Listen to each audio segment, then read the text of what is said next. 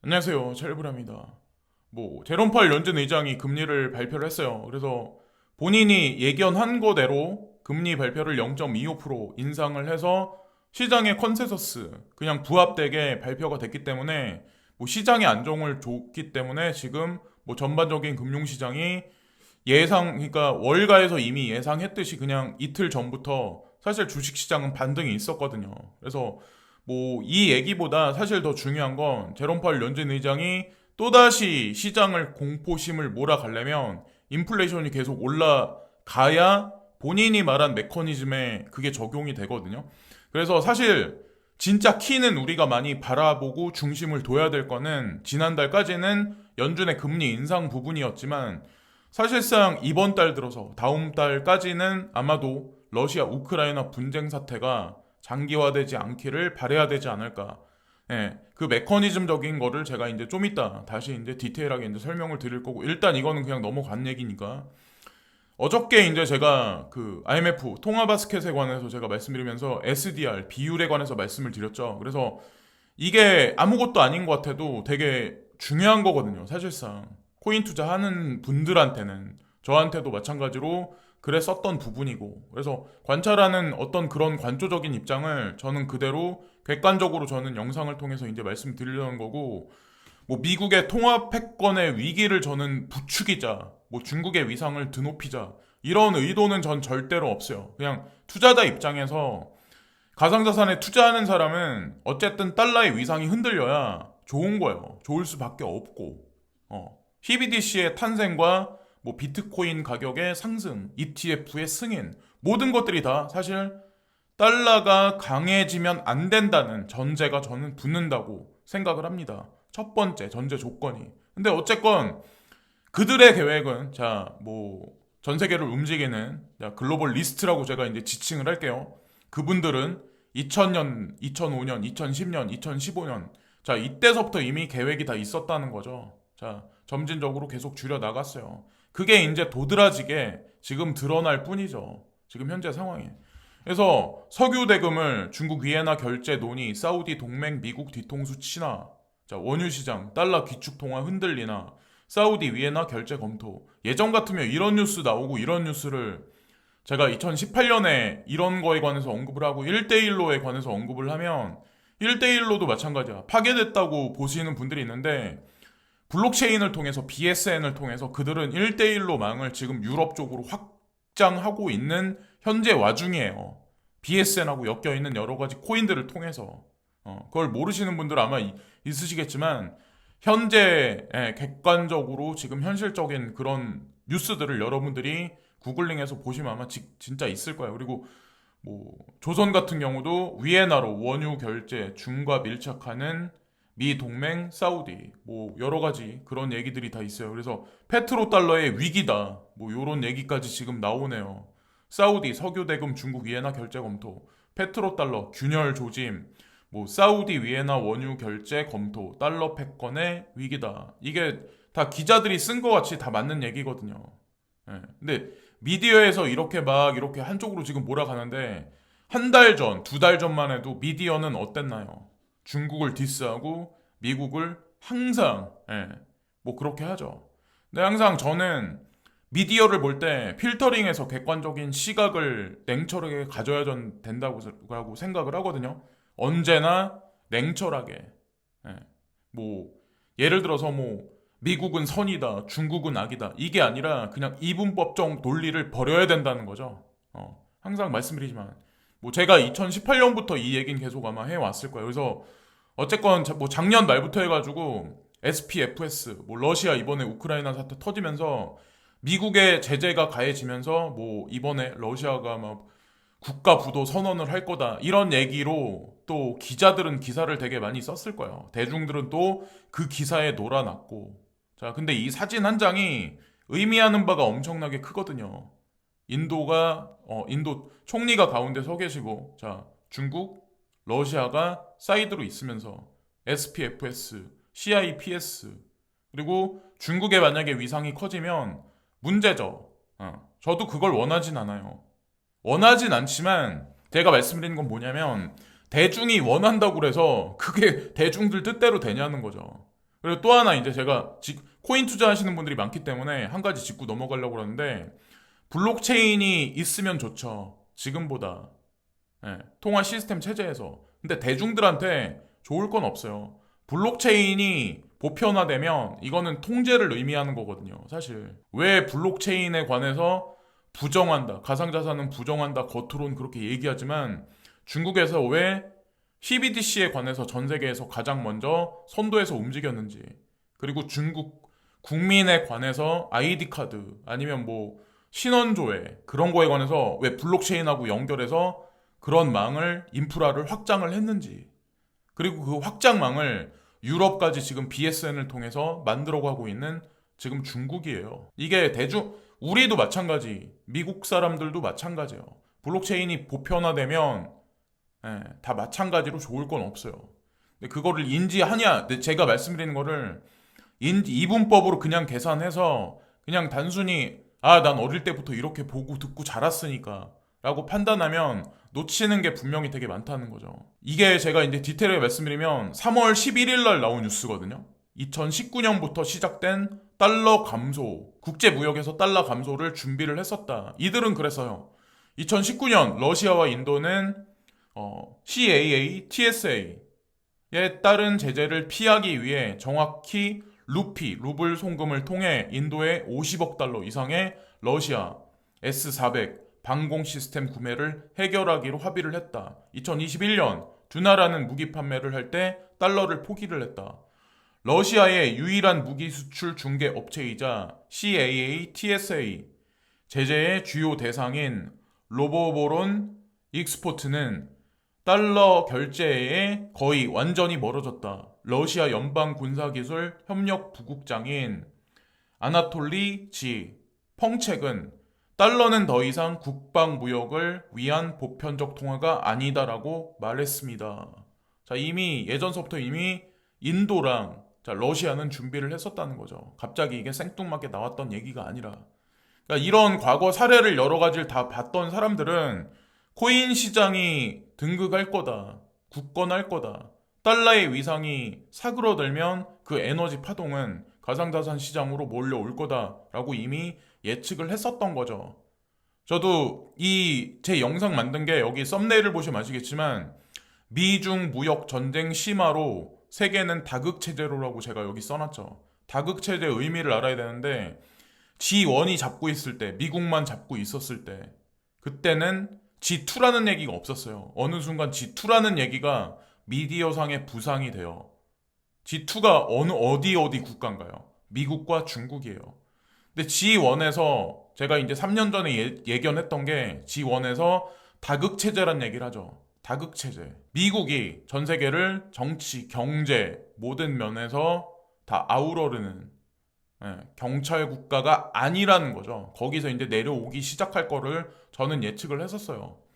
2018년 9월달 영상이었거든요. 그리고 제가 이제 무슨 얘기를 했었냐면 손정희와 테라코인 또 루나코인에 관해서 예견을 했었어요. 이때 사가지고 지금까지 들고 있었던 사람들은 아마 돈을 어마어마하게 많이 벌었을 거예요.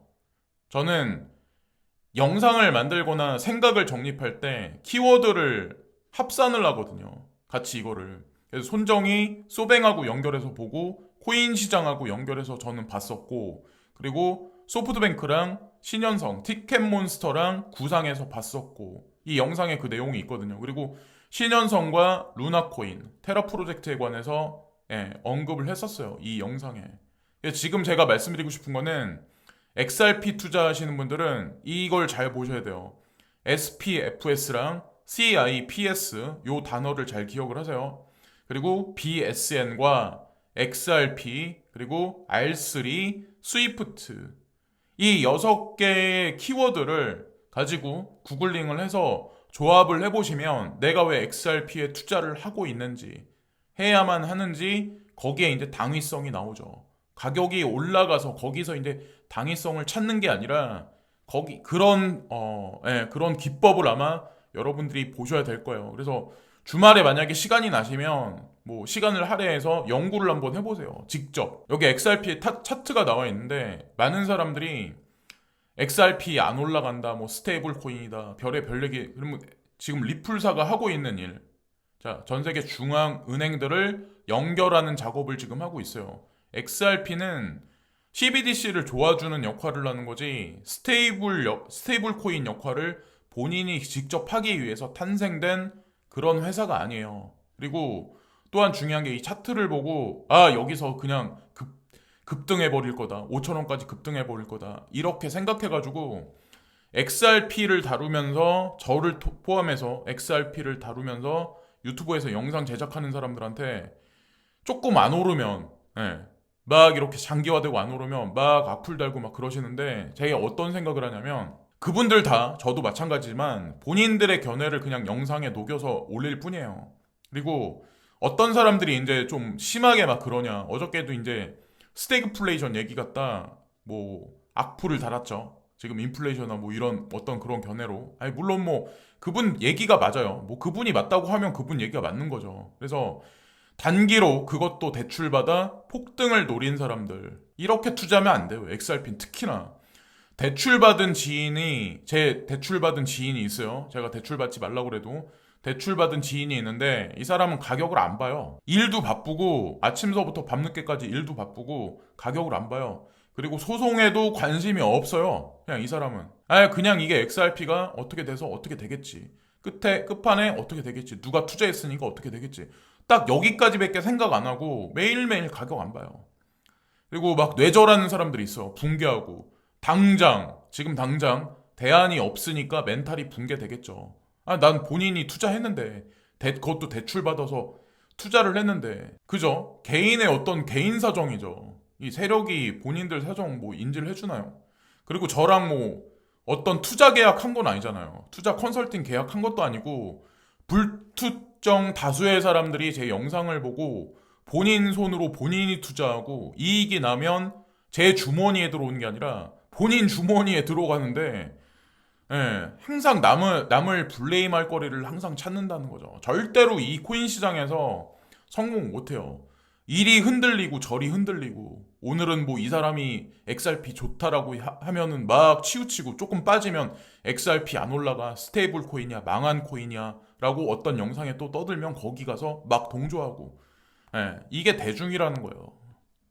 저는 알아요. 그러니까 본인 심지가 굳고 예를 들어서 분석력이 철두철미한 사람이 과연 보통 일반적인 대중 중에 과연 얼마나 될까라는 거죠. 물론 제 구독자님들 대부분은 명석하다라고 전 생각을 하는데 그리고 제가 요즘에 이제 구독, 좋아요를 언급을 안 하는데 어차피 공짜로 보는 영상 뭐 구독 눌러주시고 좋아요 눌러주시는 거 돈 드는 거 절대 아니잖아요. 제가 회원 가입을 종용하는 것도 아니고 그거는 좀 필수적으로 해주셨으면 좋겠습니다.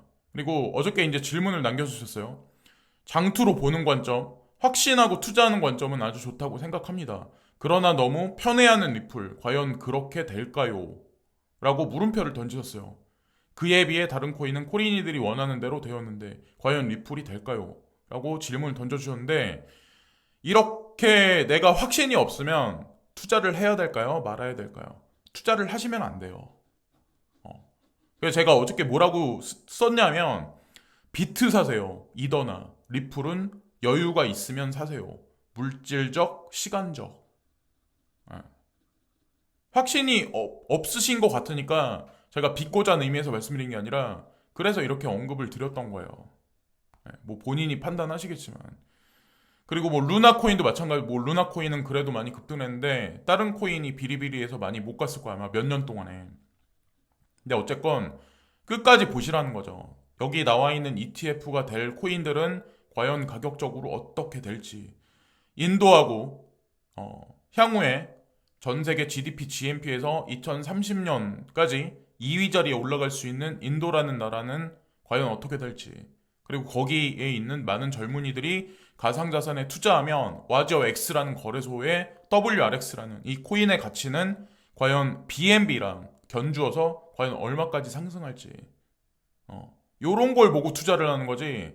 지금 당장 뭐 10센트 올랐네, 뭐 1달러 올랐네, 2달러 올랐네 이걸 보고 투자를 하려면 그냥 은행에 돈 넣어놓는 게 낫다는 거죠. 그리고 BSN을 통해서 NFT를 찍어내겠다고 중국 정부에서 공식적으로 서명을 했는데 과연 네오코인은 어떻게 움직일지 뭐 이런 관점으로 접근하시면 되고 비트코인은 가격이 수천만 원에 달했으니까 사람들이 뭐 그냥 뭐 그렇게 보죠.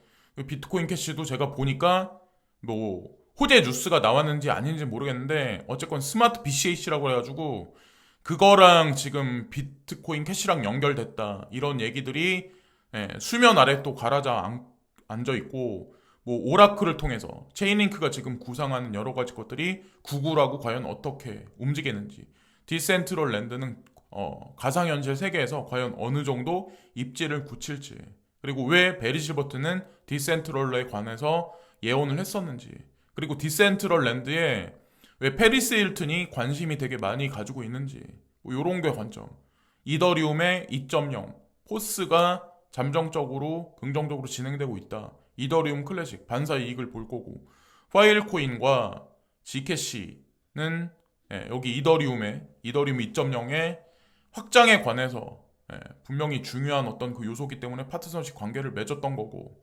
호라이젠도 마찬가지로 뭐 본연이 가지고 있는 제로 논리지 성격적인 어떤 그런 보다 사이드 체인을 활용해서 많은 것들이 아마 뭐 이루어질 거고 어떻게 보면 익명성 플러스 코스모스와 같은 그런 역할을 할 수 있는 유일한 코인이기 때문에 많은 타 블록체인 회사들이 아마 협력 관계로 호라이젠을 많이 사용하게 되는 그런 시점이 오지 않을까 기대를 하고 있는 거고 뭐 라이트코인도 마찬가지 근본이니까 마찬가지인 거고 다 저는 이제 여기 지금 이렇게 표시된 거 빼고는 저는 다 투자를 하고 있어요. 여기 나와 있는 코인, 여기 나와 있는 코인, 여기 나와 있는 코인.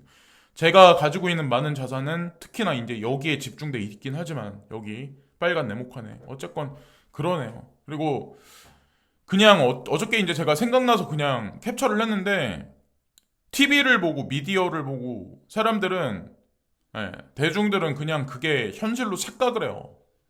본인의 어떤 뭐 그런 주관적인 어떤 그런 생각들보다 그래서 꼭두각신 되지 말자. 미디어를 보실 때 다방면으로 여러 국가의 기자들이 하나의 요소에 관해서 기사를 썼던 거를 다방면으로 보자. 예를 들어서 지금 현재 우크라이나에서 벌어지고 있는 많은 일들을 CNN에서 하는 얘기가 100%가 아니고 러시아에서 하는 얘기가 100%가 아니다.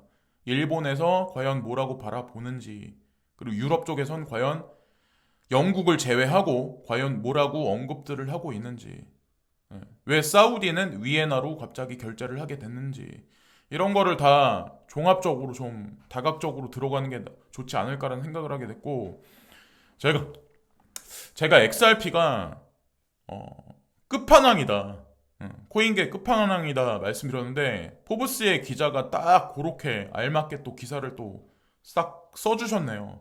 왜 이 사람은 그런 식으로 이제 생각을 하는지 이게 딱 녹여 들어 있는데 만약 해당 소송에서 섹이 승소하게 된다면 섹은 모든 토큰 혹은 디지털 자산을 증권으로 간주하고 규제 대상이 될 수 있다는 선례를 확보하는 셈이다. 또 이를 통해 섹은 암호화폐에 대한 일방적인 규제 프레임워크를 구축할 수 있으며 필요 이상의 권한이 섹에 집중될 수 있다는 우려도 제기되고 있다.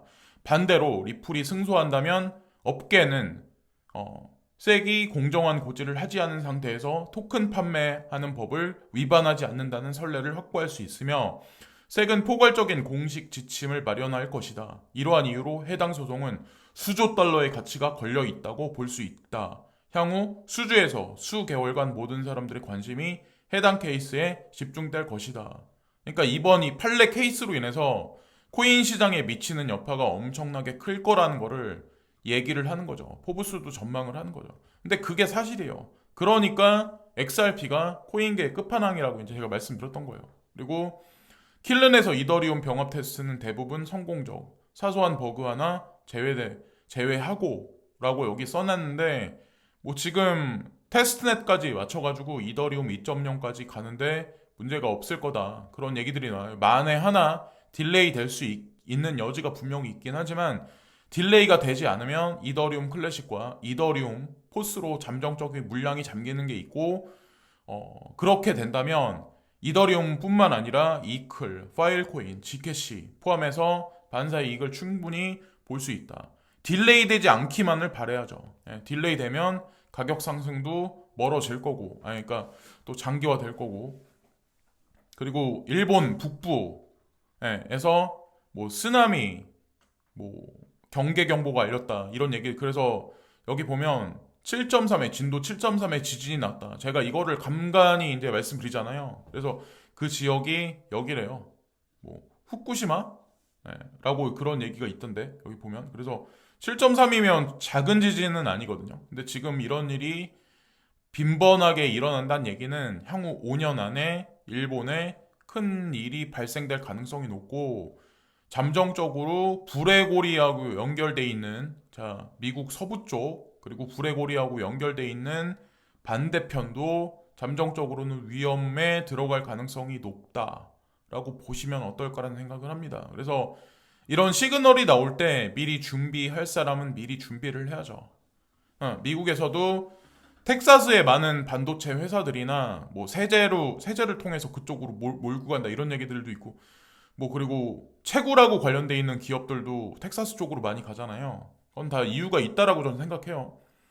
다국적 기업들, JP모건도 마찬가지로 이주를 했으니까, 자, 뭐 많은 뭐 인사이트가 있는 사람들이기 때문에 저는 그쪽으로 이주했을 거라고 저는 생각을 하고, 그리고 어, 제롬 파월 연준 의장이 그런 얘기를 했거든요.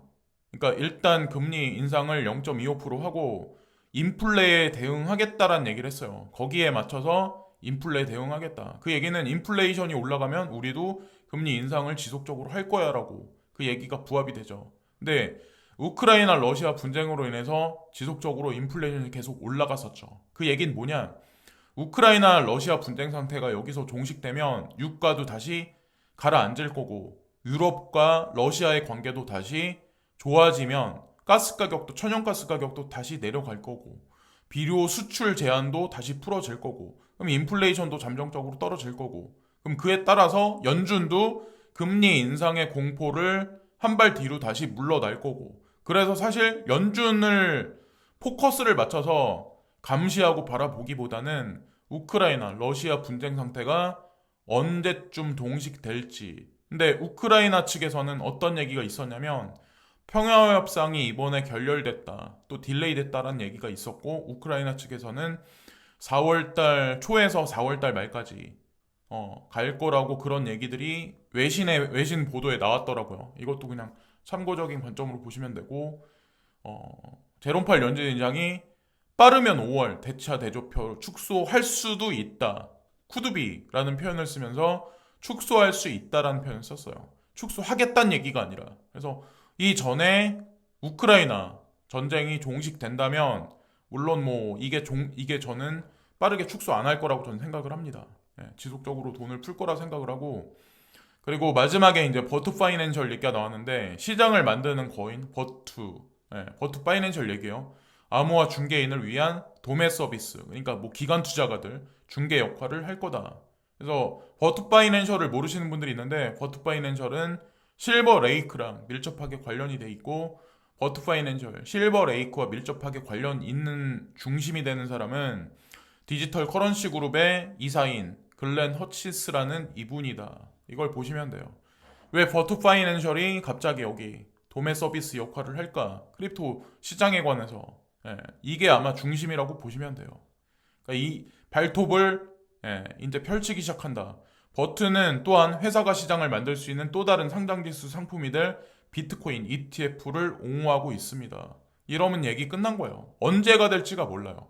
진짜 그레이스케일에서 주장하는 바대로 7월 달까지 마무리가 될지 모르겠지만, 미국 전역에 미디어를 통해서 지금 ETF랑 그레이스케일 자산운용사 광고를 대대적으로 지금 많이 하고 있더라고요. 제가 보니까.